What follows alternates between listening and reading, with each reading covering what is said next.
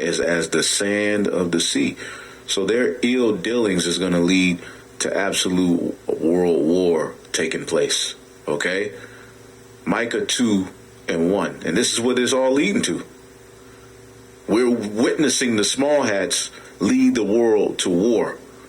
Micah 2:1. Woe to them that devise iniquity and work evil upon their beds. When the morning is light, they practice it because it is in the power of their hands.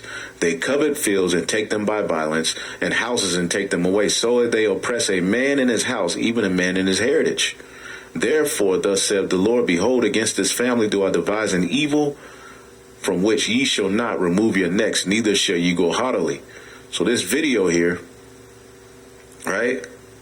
You can see the title of it. Lord willing, this video stays up. Well, look how many subscribers, okay, he has. They call YAHAWAH Y YAHAWASHI for victory over the beast, his image, and his mark. And this is fair use. But look at the title of the video. Lord Red Shield, because that's what that name means, claims his family created Israel. Okay? And we go look at a little bit of it, and then we'll move on with the lesson. Backroom deals, betrayal, and a war that's lasted almost 100 years. This is what happened when the richest family in the world decided to create their own country. In 1917, the Rothschilds, the trillion-dollar family that invented modern-day banking, used their money, power, and influence to strike a secret deal with the British government. That deal eventually led to the creation of the country of Israel. But what makes this story more bizarre is the crazy personality of the man who orchestrated this deal, Lord Walter Rothschild. Walter Rothschild was an enigmatic mega-billionaire with so much money that instead of using horses to pull his carriage, he imported zebras from... God damn. And what does that name mean? Somebody put the meaning of the name, this name right here. Put that on the comment board, see if you can find it. Africa, just to show off. This same billionaire also had a super weird hobby of gathering insects and bugs, eventually amassing over 1 million butterflies, moths, and other insects.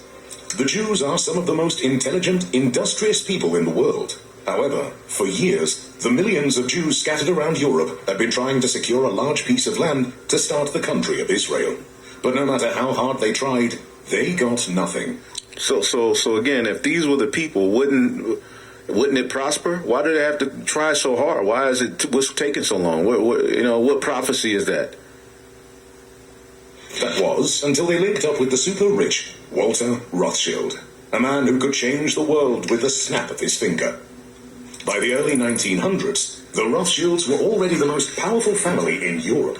They were so wealthy that they had even given loans to the entire country of France to stabilize the economy. Just the wicked. However, aside from their power, the Rothschilds also had a reputation for being extremely ruthless.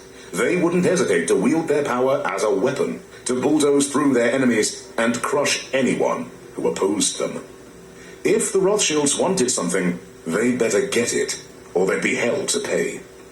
Walter Rothschild made the calls he needed to make, pulled the strings he needed to pull, and in 1917, the British government sent Walter an official letter promising to do everything within their power to provide land for the creation of Israel.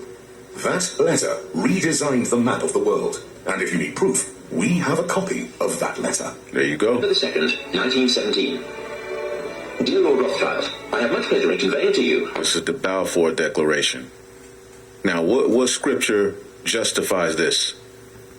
On behalf of His Majesty's government, the following declaration of sympathy with Jewish Zionist aspirations, which has been submitted to and approved by the Cabinet. So it's possibly the most famous letter in modern Jewish history, and it begins with 3 words. Dear Lord Rothschild. That letter, nicknamed the Balfour Declaration, is proof that it was the Rothschild family that created Israel. But there's even more evidence. In this interview, the head of the Rothschild family proudly explains how his ancestors created Israel. The interviewer begins by asking the question that was on everyone's mind. Why was it that this letter was sent by the Foreign Secretary to your great uncle Walter? The reason is obvious, because it was the Rothschilds' money, power, and influence that made the British government fall in line. Years later, Britain kept their promise to the Rothschilds and provided a large piece of land to start Israel. And in May 1948, the State of Israel was officially created. Although this was good news, the Rothschilds were just getting started. What the Rothschilds did next was even more impressive. They invested millions of dollars into Israel, building schools, roads, and everything needed to turn that piece of land into a beautiful country. James Rothschild single-handedly paid for Israel's Congress building, while Dorothy D. Rothschild paid for Israel's Supreme Court building. However, the more money the Rothschilds spent, the more problems they created. Why? Because the land the British gave to Israel actually belonged to another group of people, called the Palestinians. And that land dispute started a series of conflicts between Israelis and Palestinians that's gone on for decades.